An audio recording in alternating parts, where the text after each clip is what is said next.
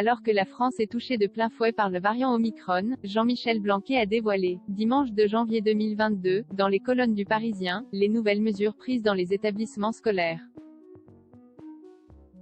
Lundi 3 janvier 2022, ils seront pas moins de 12,5 millions d'élèves à retrouver les bancs de l'école après les vacances de Noël. Pour faire à la propagation du variant chez les plus jeunes, de nouvelles mesures ont été prises et elles concernent principalement la multiplication des tests pour les élèves considérés comme cas contacts. Pour éviter de fermer systématiquement les classes où il y a des cas positifs, les enfants seront amenés à se faire tester. Seulement, ils ne devront pas effectuer une seule test.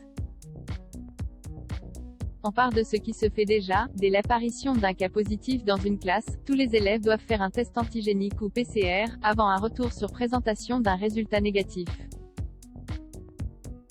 Ce qui change, c'est que désormais, quand la famille fera le premier test, elle recevra en pharmacie 2 autotests gratuits, pour que les élèves se testent à nouveau à la maison à J+2 et à J+4.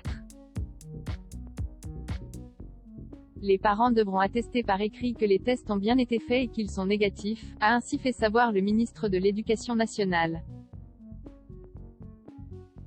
De ce fait, les élèves dits cas contact devront se faire tester 3 fois en 4 jours si les parents veulent continuer de les emmener à l'école.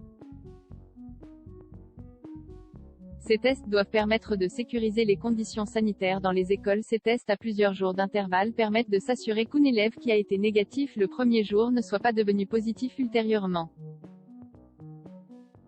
L'objectif est de garder l'école ouverte dans des conditions sanitaires sécurisées au maximum, alors même que les 2 dernières semaines ont été marquées par une très forte accélération de la circulation d'Omicron, a encore tenté de se justifier le ministre.